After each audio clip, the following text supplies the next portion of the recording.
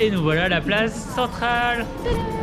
On fait un rapide saut à la ville de Cuenca, où l'on retrouve Marine, précédemment rencontrée à Baños.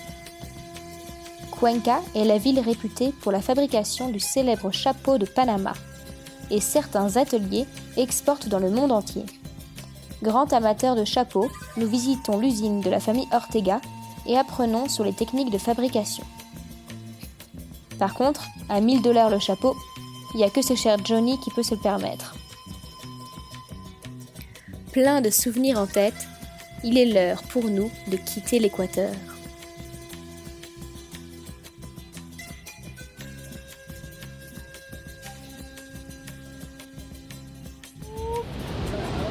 Et nous voilà sur la côte pacifique du Pérou. Ah, le Pérou. On passe une journée à la plage et le soir, on saute dans un bus pour continuer notre route, sans se douter que ça allait être le début de notre calvaire. 2 heures de France, un peu de musique en arrière-fond. Tout ce qu'on a à faire, c'est attendre le mécanicien. C'est tout ce qui nous reste parce que personne d'autre viendra nous sauver ici. Bienvenue au Pérou, c'est ça. Alors Nolwenn, ça va? Le kiff, il est 22h. Le bus s'est arrêté en plein milieu, il est cassé. On réalise qu'on s'est bien fait avoir par l'agence. On se retrouve dans un bus pourri, avec des gens craignos, bloqués au milieu de la route à attendre le mécanicien pour réparer les freins. Dès la première descente, le frein ne tient pas. L'ingénieux chauffeur demande aux passagers un briquet et un crayon. Et miracle, au bout de 5 minutes, on est reparti. Des pros de la bidouille. Heureusement, il ne nous reste plus que 18 heures de trajet. On se sent bien serein et en sécurité. On arrive à la période où le cyclone Yaku a frappé, et de nombreuses villes se retrouvent inondées et sans électricité. On n'est pas au bout de nos peines.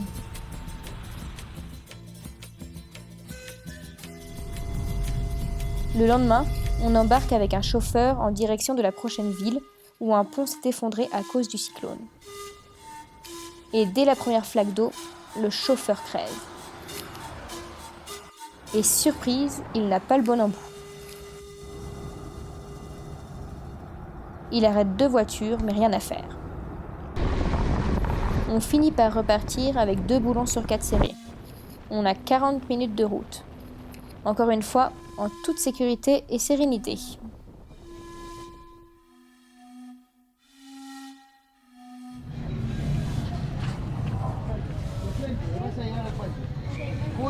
Ok.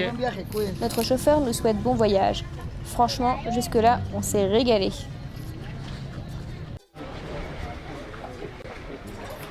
On slalome dans la charmante ville, plutôt chaotique ville de Casma. Oh la vache.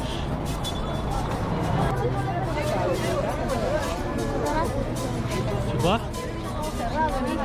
Pourquoi je vais passer par là? Ouh là là, une nouvelle épreuve s'annonce.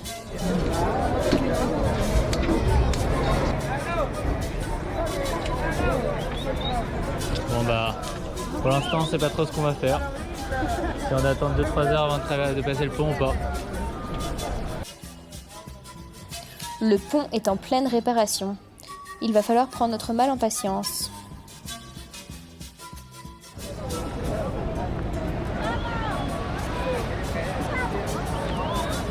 Enfin on est passé après 2-3 heures. Enfin presque.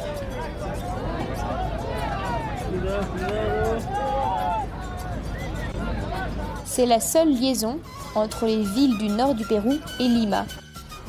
1 kilomètre de camions attendent depuis une semaine pour pouvoir traverser. Et voilà, on passe pas une frontière, non. Juste un pont brisé parce que par manque d'entretien.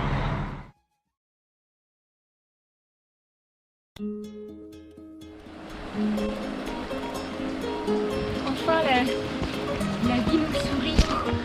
Oui. Après 4 jours de galère pour notre entrée au Pérou, là on est enfin à Huaral en train de faire une balade. Les montagnes, l'air pur, et la tranquillité de la nature. On peut enfin se détendre et retrouver la joie du voyage. Oh, une spermatozoïde!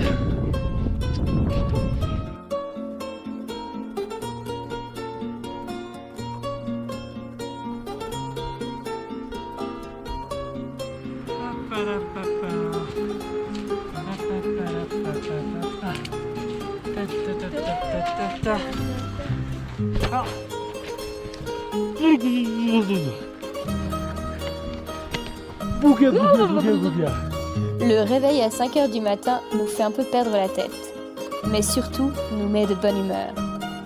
Entre glaciers et cascades, on découvre un paysage hors norme.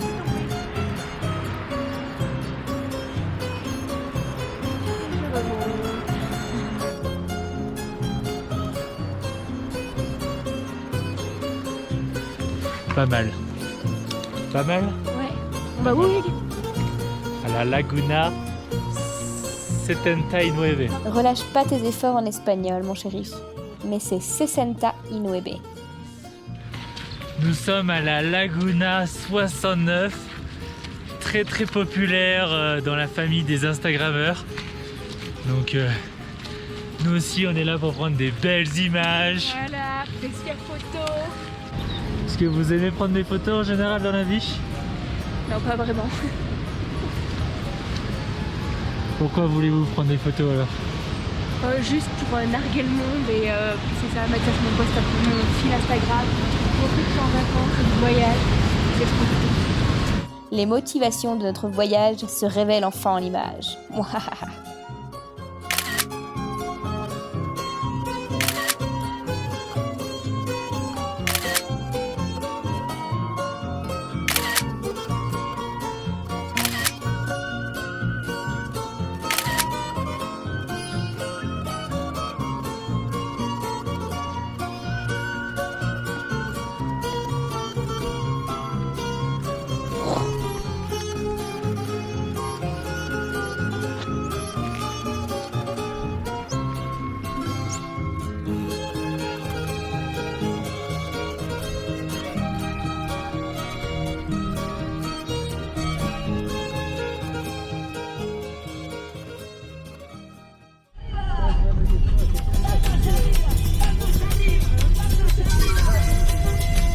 La pause détente est terminée.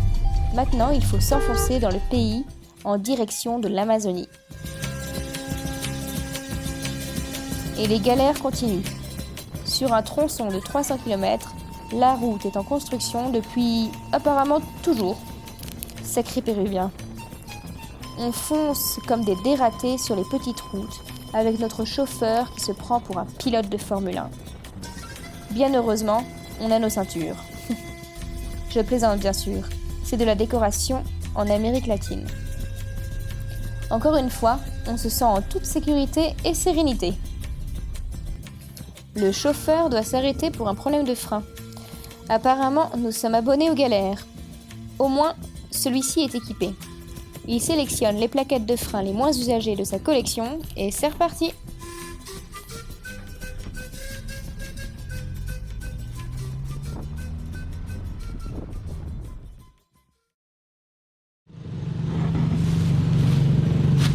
Et voilà, après 2 jours de voyage, un bus, un taxi qui a failli nous tuer et puis une collectivo, nous voilà arrivés à Wipoca, dans l'attente de nos hôtes, dans un village dans l'Amazonie.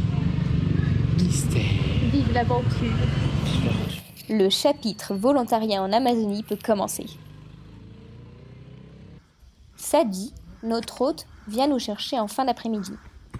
Nos gros sacs et 10 kilos de grains de maïs sur le dos, on s'initie aux 40 minutes de marche qui séparent leur maison du village. Pour rajouter un peu de piment, la nuit est tombée et c'est la douche chaude. Mais dans quoi je me suis fourrée? Alors que du côté de Hugues, ils sont très heureux de vivre la grande aventure.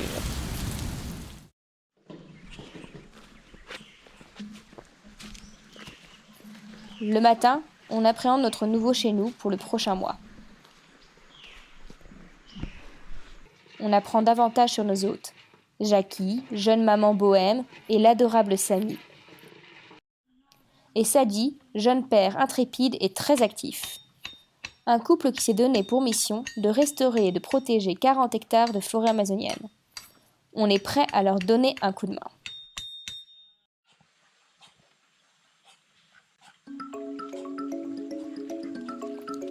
Peu à peu, on prend nos marques.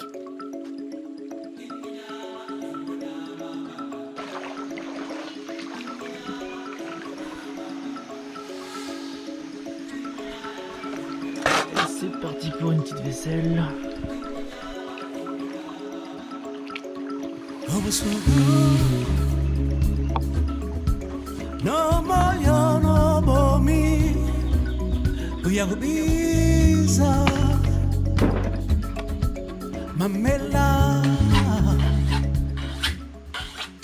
Et c'est parti, on part à la guerre dans la selva. On va aller chasser du bison. Et qu'est-ce qu'il fait lui? Ça va. Allez là. Allez. Hop hop hop. Laissez-moi faire mon boulot là-haut.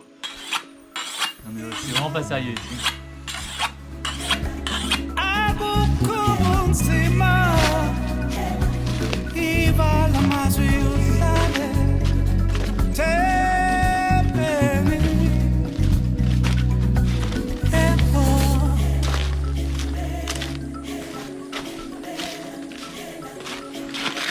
Sí, ¿Este un año.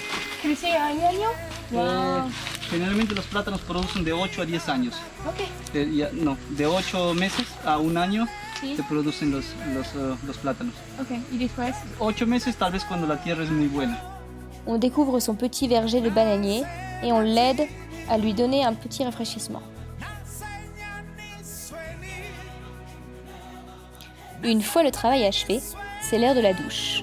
Et justement, il y en a une juste au niveau de notre cabane.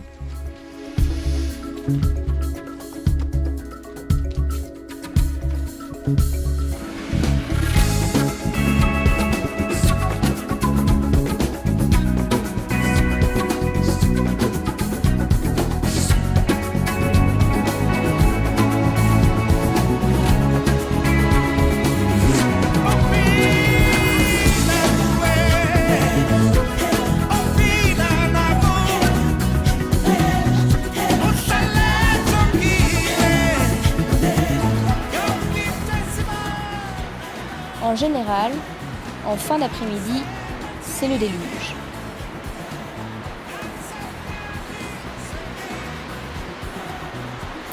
En tout cas, ça ne dérange pas la petite Samy, bien habituée à ce crachat amazonien.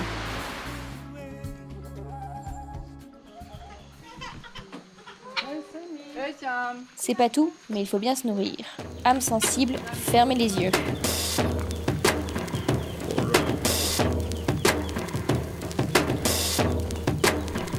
El agua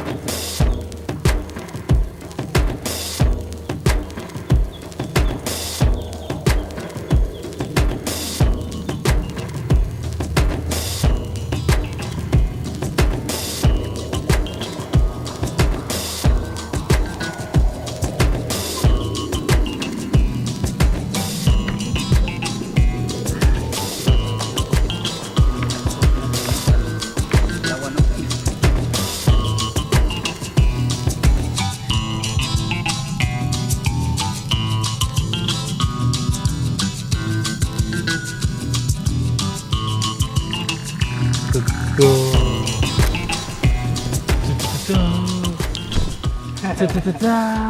Après cette petite activité matinale, on se met au boulot. Une des missions que Sadi s'est donnée est de remettre en état des zones endommagées par le pâturage intensif. Alors on se lance dans la plantation de 40 bambous sur une colline. L'avantage de cette plante, c'est qu'elle pousse vite, elle restaure le sol, capte le CO2 et est idéale pour la construction. Son implantation commence par un défrichage de la zone. On stocke la bonne terre de surface, on creuse sur 60 cm et on fait un tas avec la terre de fond pour retenir un peu d'eau de pluie. Puis on récupère dans la forêt, à 500 mètres d'ici, le humus pour planter les semis de bambou.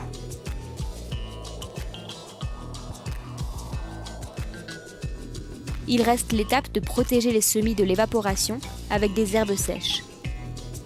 Tout ça sous une chaleur humide et intense. Un travail de forçat. Elle est passée où, Nolwenn? Encore en train de faire une sieste?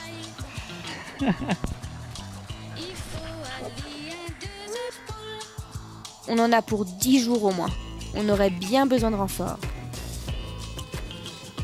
La récompense de la journée, un délicieux canard saveur Amazonie.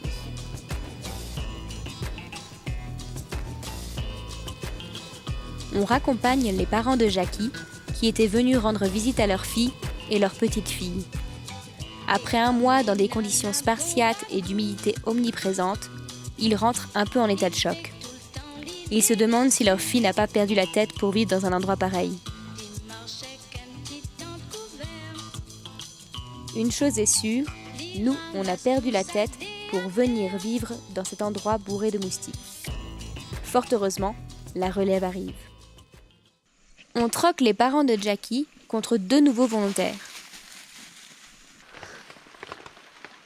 Ça roule? Même si les conditions climatiques sont difficiles, en bonne compagnie, tout devient plus agréable. Nous formerons une bonne équipe avec Vera et Quentin. Un couple de super travailleurs. Le cri de guerre. On veille! On veille! Et en plus, grands amateurs de jeux de société. Ils deviendront d'ailleurs de bons amis. Et on passera les 2 prochains mois de notre voyage avec eux. Oh Vera! Mais ça, on le verra dans le prochain épisode, car nos aventures en Amazonie ne font que commencer.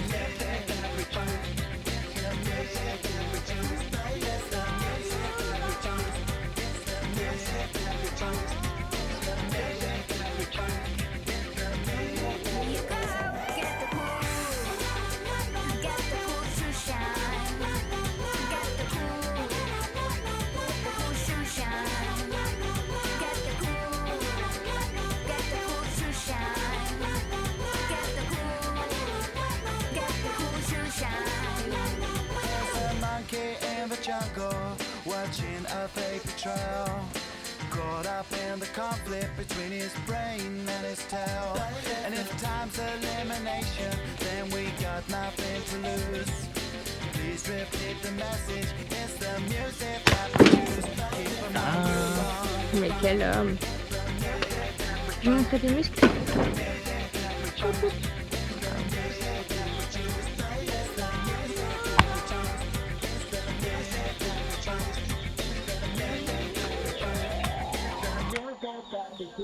Get the cool to shine.